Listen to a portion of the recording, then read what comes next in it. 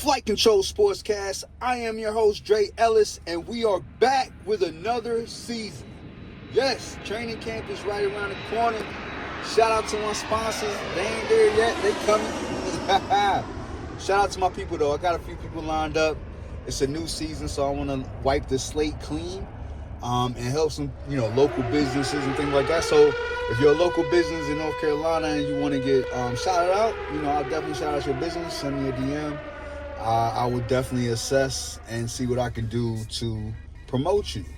Now, hot topics in sports real quick. Let me get it out the way. LeBron to Philly. Man, the NBA said I couldn't even make a schedule until LeBron makes a decision. Because, of course, LeBron brings the tickets. He puts the seats. He puts the asses in seats.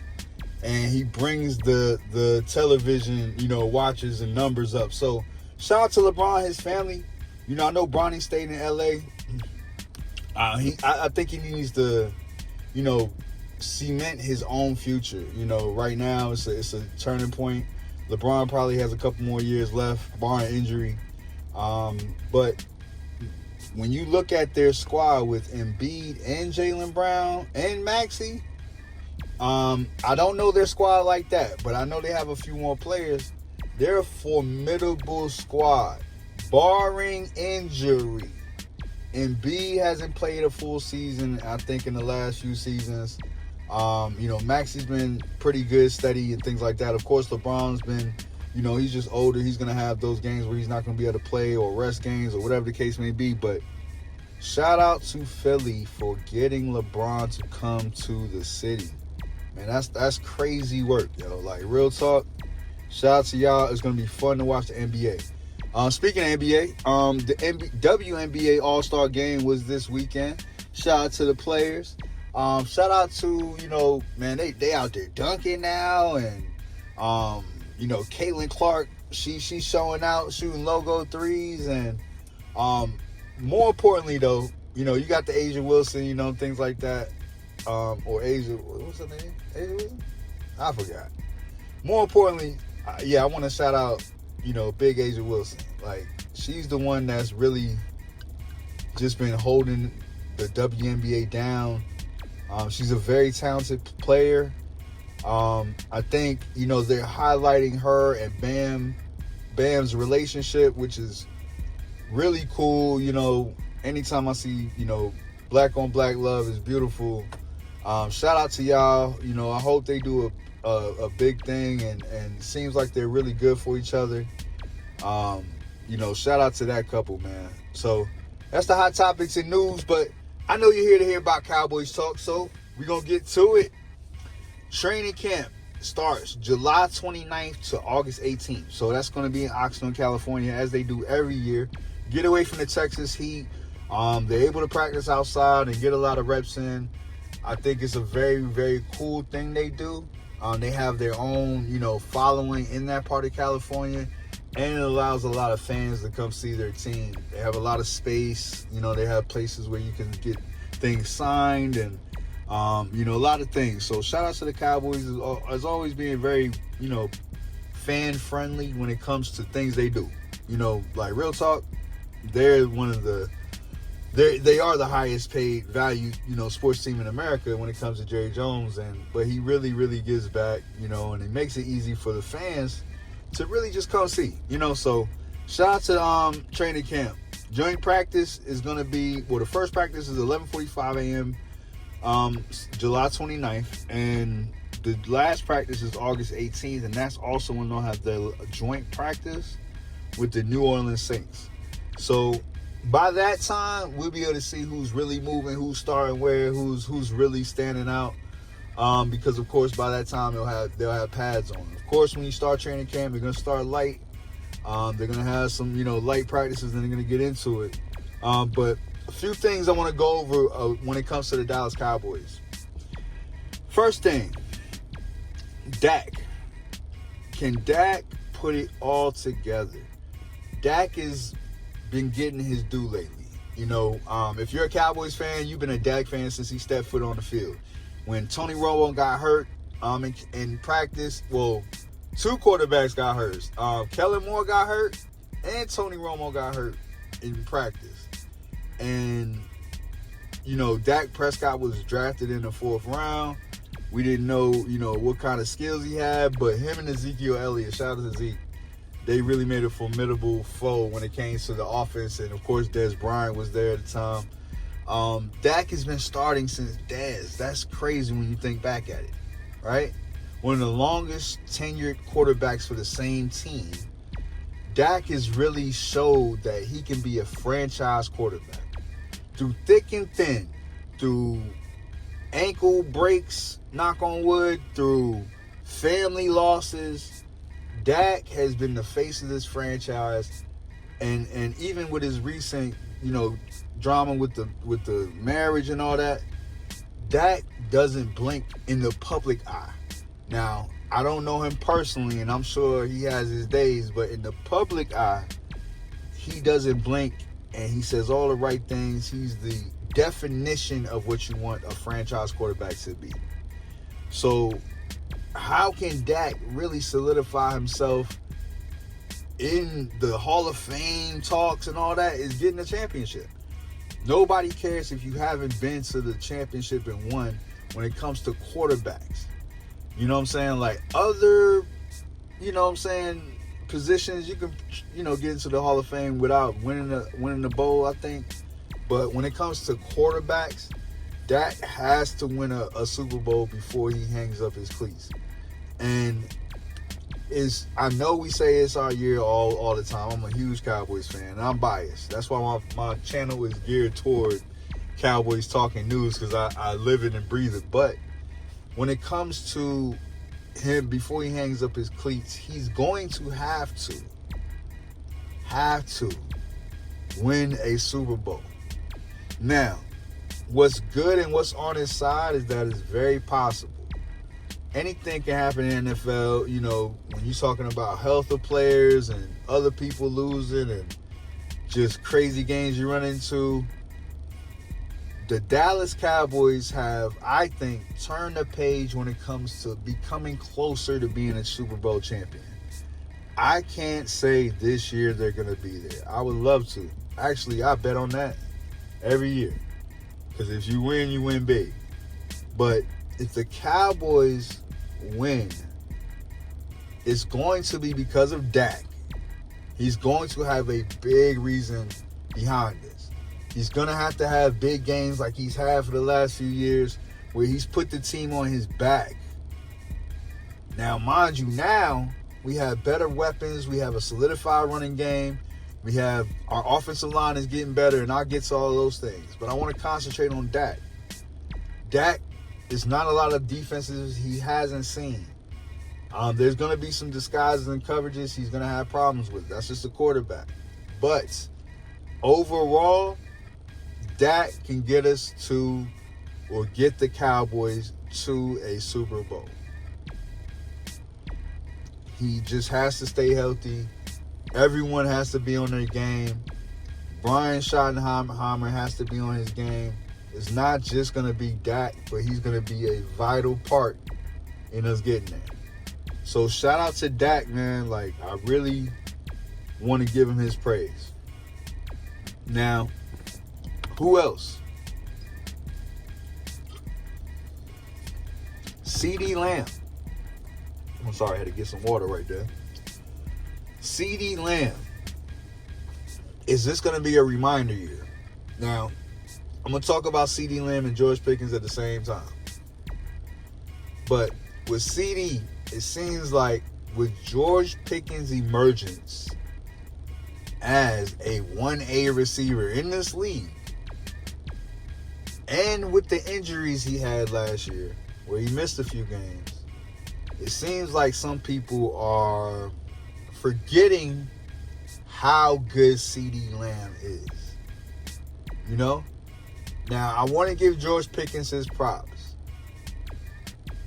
But the reason why George Pickens gets those coverages and gets cornerback number 2 or 3 is because cornerback 1 and 2 and safety probably is on CeeDee Lamb.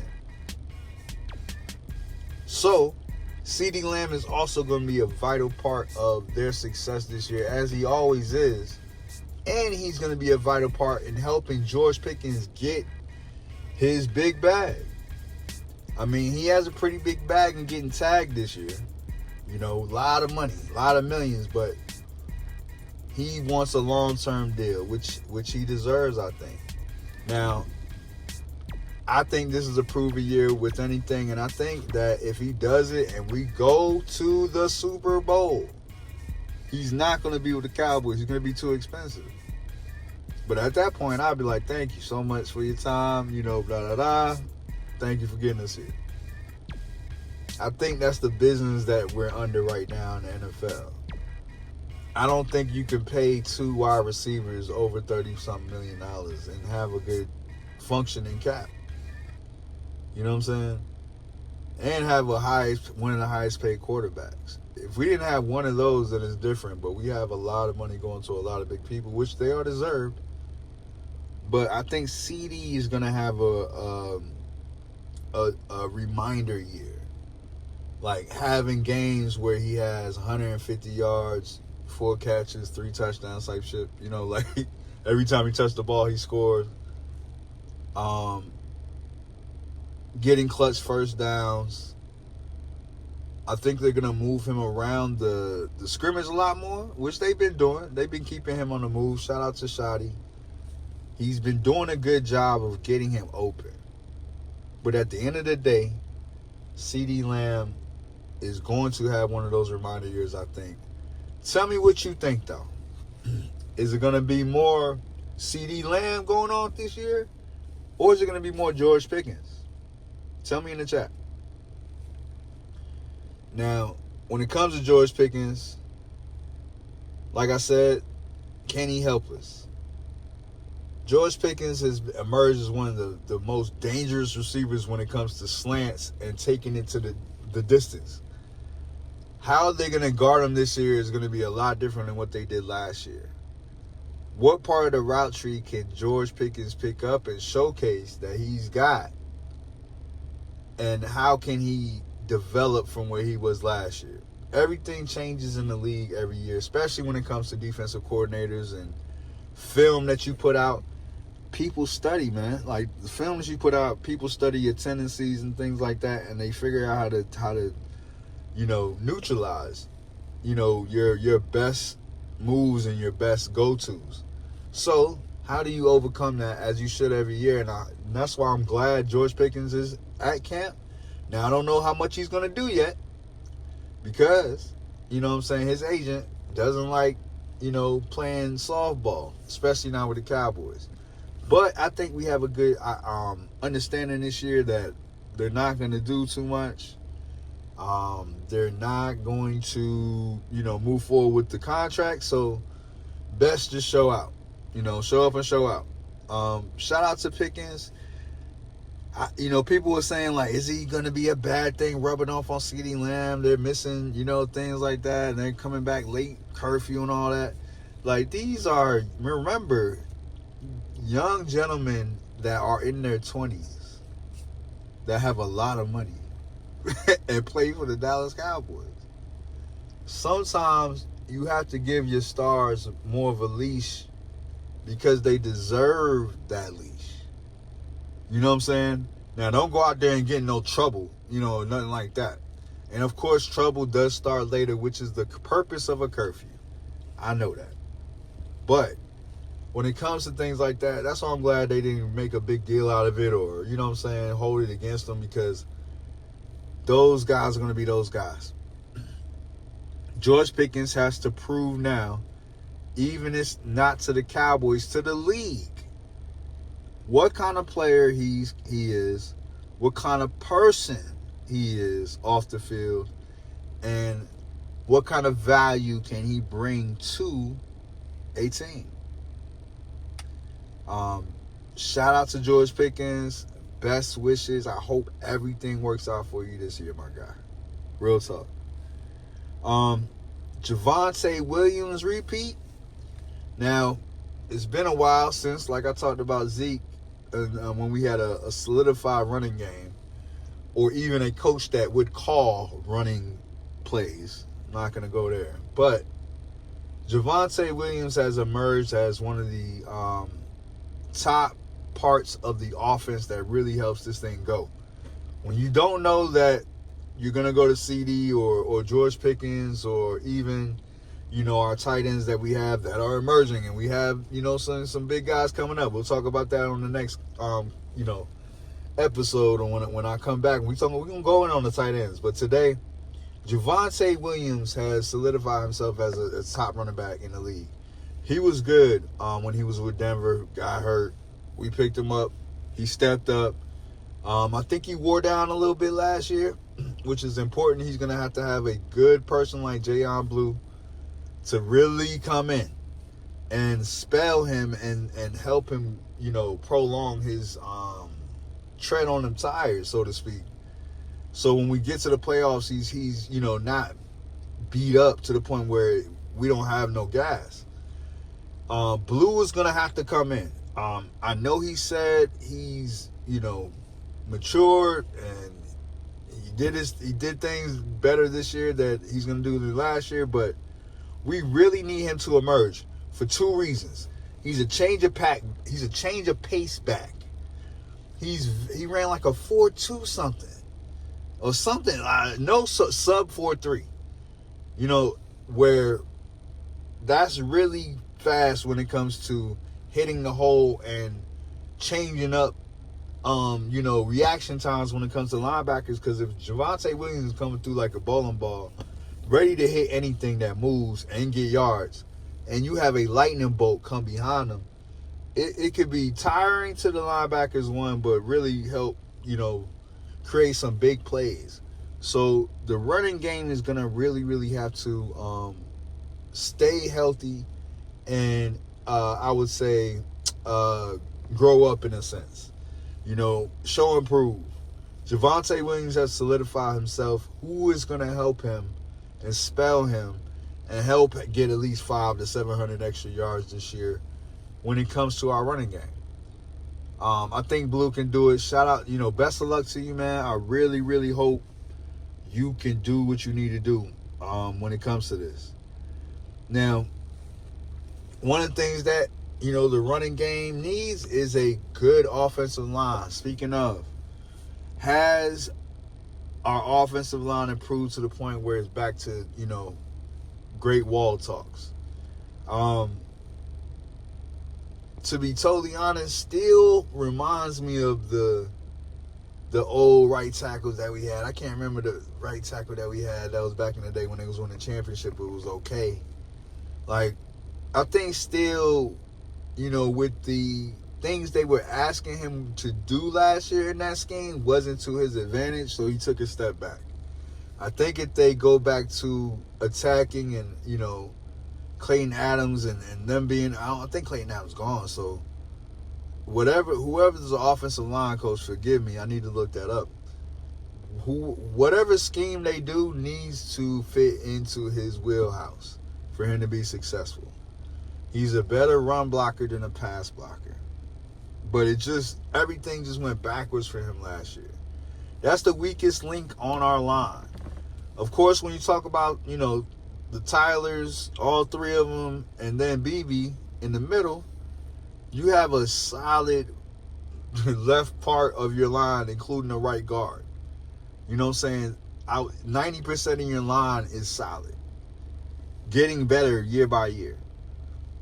The biggest question we're going to have to make sure as well is Tyler Guyton. Now, for whatever reason, I have the biggest confidence in him that he's gotten better.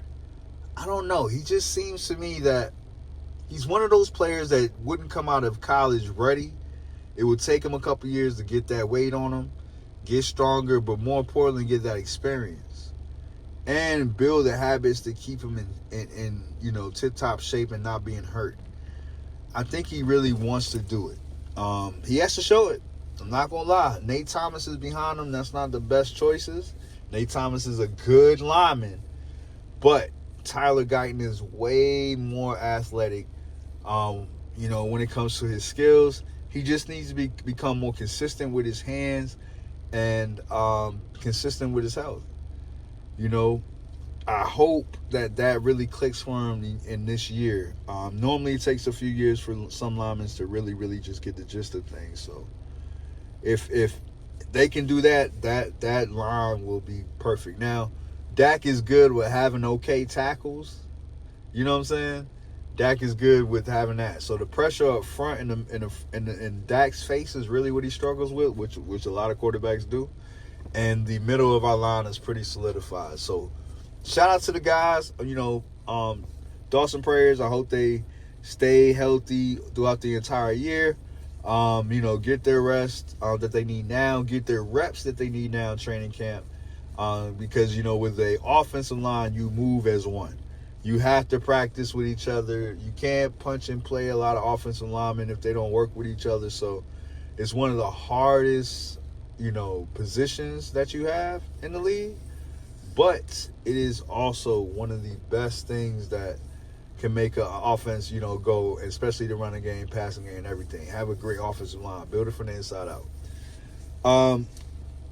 I think that's all with offense. The last thing I would say with offense is shout out to Ryan Flournoy. I want to see his jump after he got a big jump last year. I want to see what he does this year, knowing that he pretty much solidified, wide receiver 3, but he has to continue to be consistent and show it. So he clawed his way from getting let go off the roster to coming back and really beating out Jalen Tolbert last year, because nobody really, if you're a Cowboys fan, thought that Jalen Tolbert would get better. We thought that was his ceiling. But we knew Ryan Flournoy had the body type of a big wide receiver that the Cowboys are used to. And he came back, put his work in. Shout out to him. He put the work in to make sure that he, got better. And I expect to see another jump from him this year. When you're double teaming, CD and George Pickens, and covering the tight ends, it's going to leave the third wide receiver out on normally one of the weakest defenders. And that's a plus for Ryan Flournoy, because that means he can get some numbers, get some crucial first downs, and hopefully, get a good payday. So shout out to Ryan Flournoy, man. And shout out to the Cowboys offense, man. Real talk. All right. Before we go to, this next, section in our podcast, when it comes to defense, I definitely just want to stop, take a break, and thank y'all. Thank you for the people that's watching. I know I've seen a lot of y'all since I've started. It's been an on and off thing. I want to be more consistent. I want to give away a lot of things. So Flight Control Sportscast is definitely going to be more consistent this year. I'm going to have some other projects, some other people on, and we're going to have some NFC East people. I know some really good people, and some informative people when it comes to their team. So I want to know different things and give y'all better content. So giveaways, better content, and everything. Really just want to appreciate y'all. Shout out to all the fans. Shout out to everyone that liked the page. I'm going to start shouting out to the first few people that get on, when I do these videos, and people that comment. Please like, subscribe, comment. More importantly, let me know, your opinions. I'm not afraid to see your opinions. Now, if you're gonna talk shit, you're gonna talk shit. But I'm not afraid of reading your opinions and what you think about the Cowboys, about our beloved team. Like I said, I'm gonna talk about other sports things. I have other sports conversations, but this is gonna be a Cowboys related podcast. All right. So give me one moment. I'll be right back with you, and we'll pick up where we left off. Flight Control Sportscast. Listen, we are back with the defense. Shout out to my sponsors or whoever I played right then. I'm going to start shouting y'all out right there between segments. But shout out to y'all. So, Cowboys defense. Where must I start with the Cowboys defense? Because I haven't talked to y'all all year yet. I am still hyped off the Caleb Downs pick. I don't know how he got to the Cowboys. I had a strong feeling that he would get to the Cowboys when I was watching the draft. But it was like too perfect of a fit. I thought the Giants was gonna mess us up and pick him with Sonny Styles, so they had the 2 top 10 picks. They went offensive lineman, which was good. We moved up to 11 to secure the spot. I love the pick. I went back and watched this guy from high school. I think it's Middle Creek or something like that, to Alabama, to Saban saying he's one of the best people he's ever coached as a freshman. Him mastering one of the most difficult defenses as a freshman. Saban, retires. He goes to Ohio State and continue his upward trajectory as being one of the best safeties that college football has seen in a long time. Richard Hamilton type. Ed can be compared to people like Ed Reed. This guy knows football. His brother plays football for the Colts. His dad played football. He's breathed and just lived football since he's been probably in birth. Probably was in the crib with a football. The biggest thing about him, he reminds me of like the Sean Lee that we had. He's the Sean Lee of our defense. When Sean Lee was out there, he can get everybody lined up. He knew what play was coming. His thing was he just stayed hurt and he couldn't get there. This guy has the athleticism to pretty much get there. Now, he's not the fastest, not the strongest, but his he's fast enough. He ain't slow. You know what I'm saying? And he's not small. He's really built, ready for the position. He hasn't even put his NFL weight on him yet.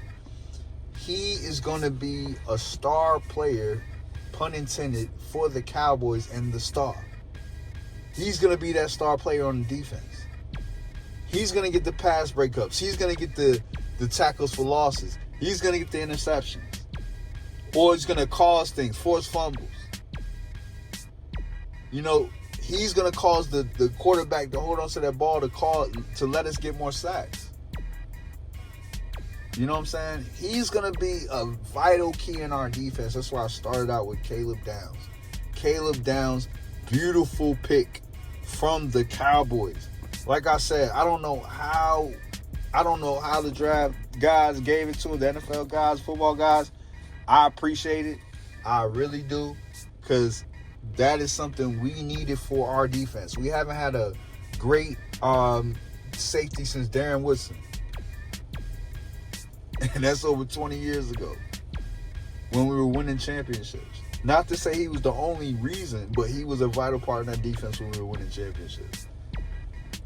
And people are already giving him praise. So, Caleb Downs, shout out to our first round pick. Our other first round pick, Malachi Lawrence, I didn't talk to him. I know we're on, defense. Malachi Lawrence is bigger than I thought. Like, looking at him in college film and all that, and then seeing him in training, I'm not training camp, in the rookie mini camp, I was like, that's a big dude. You know what I'm saying? Long arms. Shout out to Vosh Lombardi. He said he plays off like just like when he plays, he just plays off the field. He doesn't have a go-to thing. He doesn't have a go-to. He feels his way, and he has a lot of things in his tool belt. So he's able to, work with what he's given to get past the lineman that's in front of him. Shout out to Malachi Lawrence, man. Shout outs for these Cowboys, man. Rashad Gary's going to be on the other side. He's going to be holding down the edge, right? We're going to have Ezraku come back. I don't like hips, but I believe in Easy. I believe he's going to come back and be a force for us and really, really help solidify the edge. But Malachi Lawrence is our insurance, just in case he needs time to come back.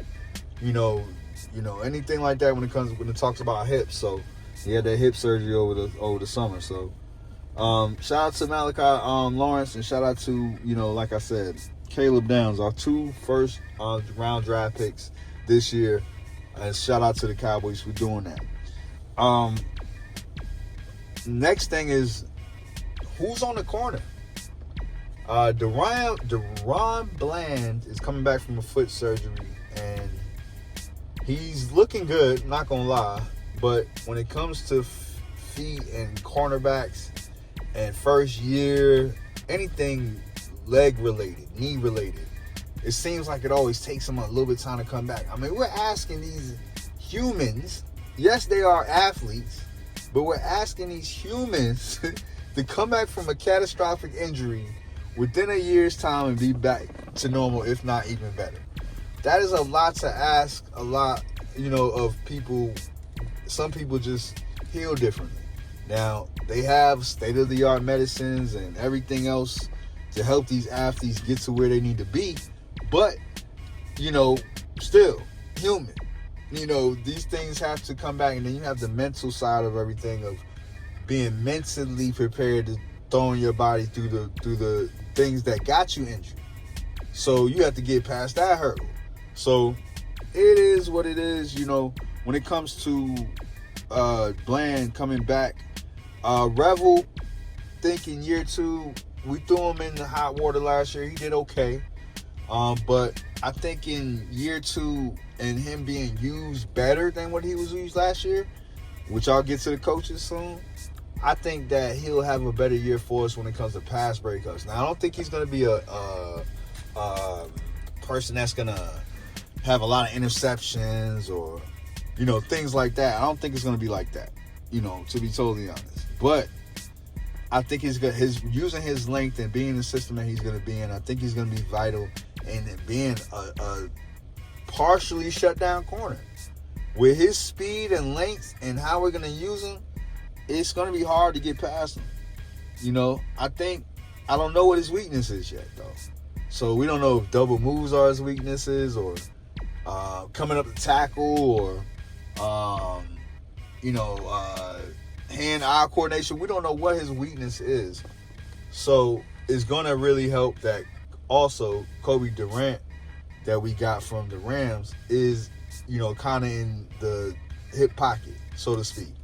He's a veteran. He's a, solidified cornerback in his league that has interceptions, that has playing time, that isn't, I'm not going to say a shutdown corner, but is very vital in his knowledge of, the game and being prepared and getting ready for the game. He's a veteran, so he knows how to be ready for the next game, the next play, those type of things, tendencies, those type of things. I believe in Kobe Durant in that instance. The thing is, who's going to be playing what, and all of that is going to be up to, the coach that we picked up, which is the top talk of the summer and beginning, of this year, was acquiring Cristian Parker. Now, this had to happen early because we had to know what kind of defense we was in the field to figure out what kind of players we're going to get in free agency, and also, more importantly, what players we're going to get in the draft. Now, the Cowboys have done poorly when it comes to free agencies in recent years. I'm sorry. We like to bargain shop. We like to wait. We never do first round, second round, even third round. We'll wait till everybody's gone. We'll even wait till after training camp to see what's left, to see what we can pick up, to see what they can do in our system, to see what kind of Band-Aid they can put on. They really solidify and change up the whole scheme. So we went from a 4-3 to a 3-4 multiple. The 3-4 multiple is going to have some 4-3 schemes in it, but if you play Madden, it's going to have just a lot more plays when it comes to 3-4. You're going to be able to do some 4-3 things, and alignments are going to be the same, but the truth of it, the teeth of the defense and how it's made is 3-4. So we beefed up our defensive line. We picked up Bullard from the Saints. We picked up a Banyu. I can't remember. I don't know how you say his name, from the Chargers. Big dude. Then, of course, we have re-signed, everyone that we need when it comes to the teeth of the defense. But Christian, and I'll get to the linemen on the next podcast. I really want to go in depth on our linemen and our tight ends next podcast. But Cristian Parker has changed his defense from a 4-3 to a 3-4 multiple and acquired the defensive pieces that he needed in free agency and in the draft. It fell right in his pocket. It's like it fell right in his lap so perfectly when it comes to like I said earlier, acquiring Caleb Downs. He said he needed a player that gave the descriptive of Caleb Downs, and we got him. He said he needed bigger players, so we even shipped off, your boy to the 49ers. Like, we really changed up how we look as a defense. Now, I don't know what he's gonna do when it comes to the line, the linebackers. Shout out to Big Boy 55 that we drafted in the 3rd round. He looks like a menace, but he's not a pass coverage linebacker. He's a downhill, take your head off linebacker. We haven't had a big linebacker with him since a minute, but like I said, I don't forget his name. But the biggest thing is that Cristian Parker was given the pieces that he needs, I think, to be successful this year. And Jerry Jones did a good job and better job this year of allowing them to be more selective and be more direct in their direction on how they want to shape this team. He's believing in Brian Schottenheimer. He's letting him run a lot of things, and he's been showing and proving. This is a son of a Hall of Fame coach. He's been in the league since he's been young. He knows what to do to be successful. Now, he just needs to execute it. He's getting a lot of good people. We switched up our whole defensive staff. That's very, very important because you're going to have to develop these guys. You're going to have to communicate so everyone understands what's going on, because it's not going to be a simple defense. It's going to be a complex defense. You're going to have people that's going to be smart and be able to tell people where to line up if they're messed up. But also the coaches to teach them the techniques so they can be successful on Sunday or Monday, wherever they were, or Thursday, whenever they're playing. Those coaches are going to really have to take heed and take leadership and to get these guys where they need to be. It's a lot that they put on the shoulders of this team this year. And when it comes to the defensive coach, Cristian Parker.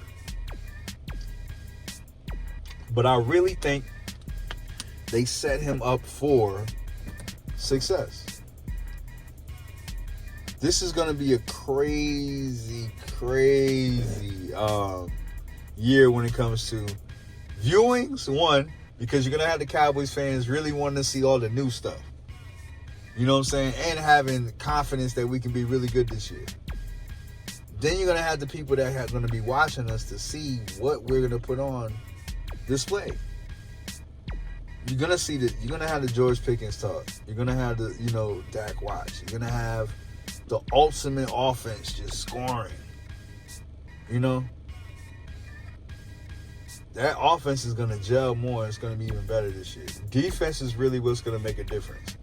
Because every game we can't put up 40 points. There's going to be some games where we're going to put up 20 points. We're going to have a good defense to hold them under 20. That's hold them under 2 touchdowns and a field goal. You know what I'm saying? At 17 points. We don't want no ties this year. I hate ties. But Cristian Parker is what we need. And I'm so mad that we got him from Philly, because I hate Philly. I cannot stand the Eagles.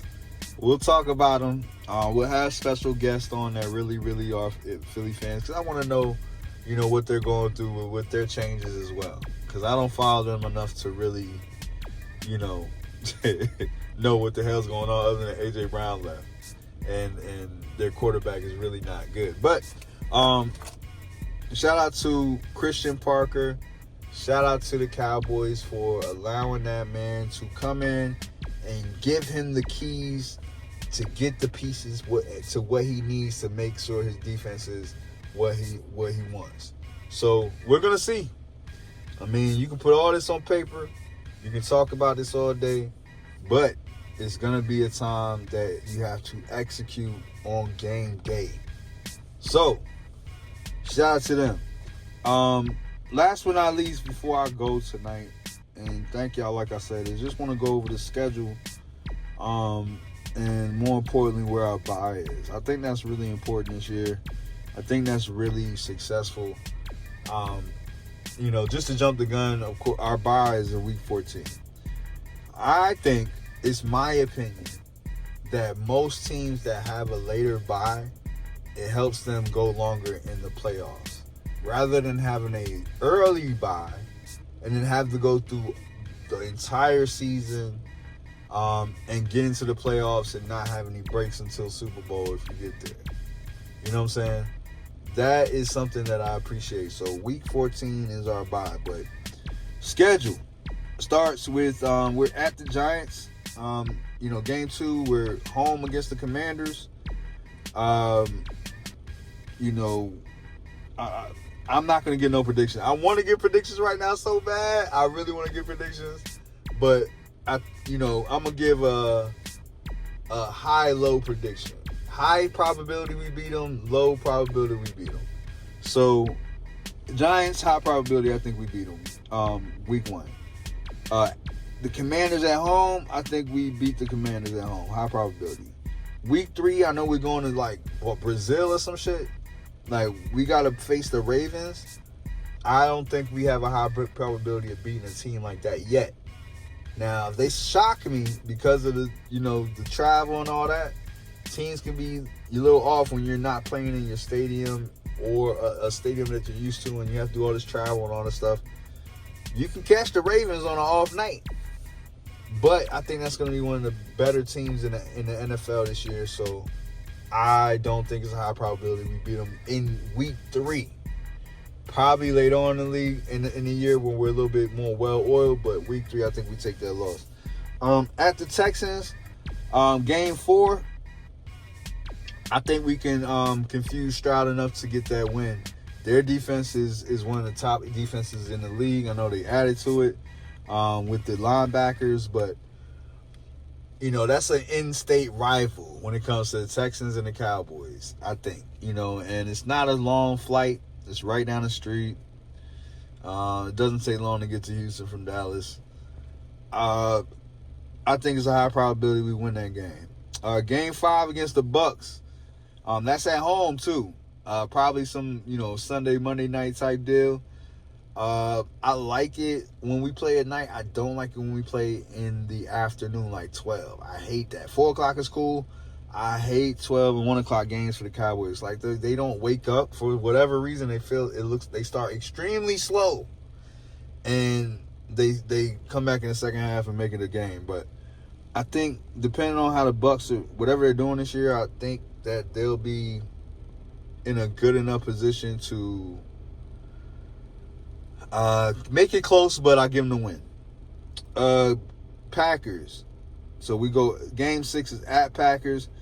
This is the Micah Parsons reunion. They don't know if he's going to be back by game 6. If he is, it's going to be the storyline for the week. Micah Parsons, does he get his revenge against the Cowboys? And do we get our revenge? We haven't beat the Packers in a while, and I think that'll be a litmus test for us. If we can beat the Packers with Micah Parsons playing and with, their offense. Their offense is really good. Their coach is really good. If we can beat the Packers game 6, week 6 of this league year, I think we're off to, that'll be the telling point of if we're going to have a very good season or okay season. Packers, I don't know why. I just feel like game 6, week 6, at the Packers, big storyline. We put belt to ass and beat that ass and come out of there victorious. I think that's going to really solidify us for the rest of the year and give us the confidence we need. Next, game 7 is going to be at the Eagles. So we got to go to Philly to see them Eagles. Now, of course, I always give high probability we're going to beat the Eagles. I don't like the Eagles at all. I would never say they will beat us. I don't know how they look, but I'm going to give them the win. Game 8 at the Cardinals. That's home against the Cardinals. So Cardinals going to have one of the best running back tandems in the league when it comes to Love being drafted. Jeremiah Love drafted by the Cardinals from Notre Dame, and them also having two really good running backs. They're going to have one of the best running games in the league, and their offensive line is pretty good. Now, running games have been our detriment for a long time. I don't know how we're going to do against that. We'll see. I give the Cowboys the edge on that one. At the Colts, week 9, I don't know much about the Colts, but I think, Andrew Luck. No, Lord have mercy, not Andrew Luck. What's the other quarterback that came back and had a bounce back year from the Giants? He's like an Andrew Luck. Man, but their quarterback that we beat every year, I don't give him no credit. I don't think he's as good quarterback as everybody think he is. I think we beat the Colts on week 9. Now, week 10, 49ers. For whatever reason, we cannot beat the 49ers. That's like our boogeyman. I think we take an L at home. Week 11 against the Titans. That's at home. I think we take the dub against the Titans. That's not going to be a good team. 12 at the Eagles at home. I think we beat the Eagles and we sweep the Eagles this year.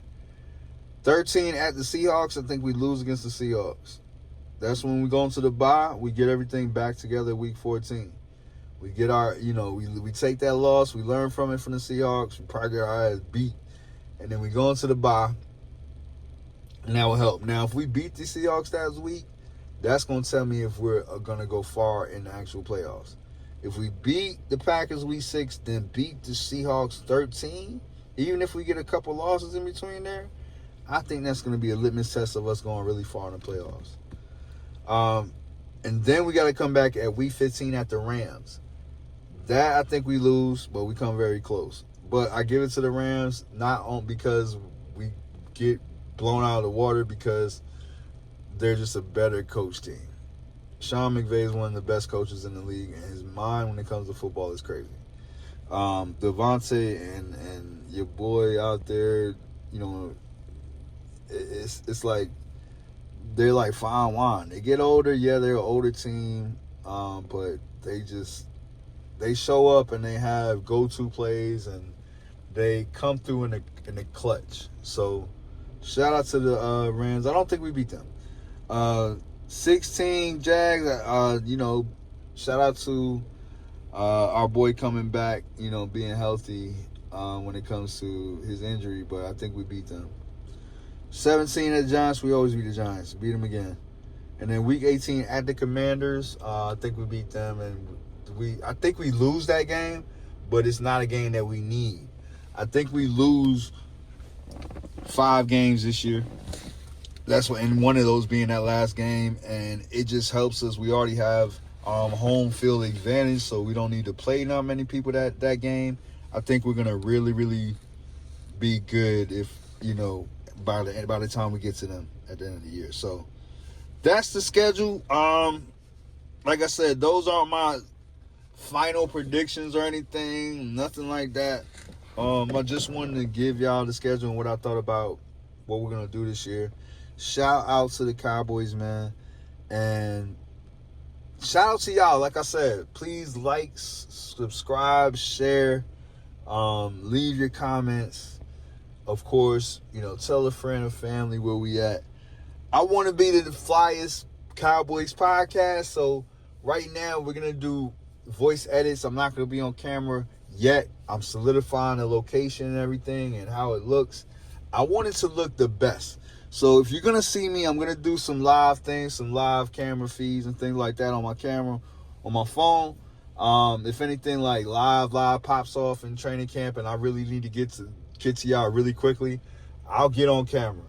But when it comes to this, our Flight Control Sportscast and what we do and how we're going to solidify this is we're going to do this format for right now, and then come back with the visuals a little bit later. I want to have special guests. I want to have a location. I don't want to do the Zoom.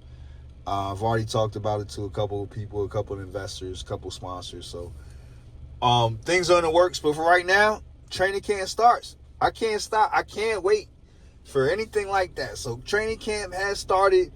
The 2026 season of the NFL is starting to ramp up. We're starting to see more news. It's time. And shout out to my Cowboys, man. And shout out to Flight Control Sportscast. And remember, you cannot be fly without flight control. Let's go. See y'all tomorrow, man. Peace.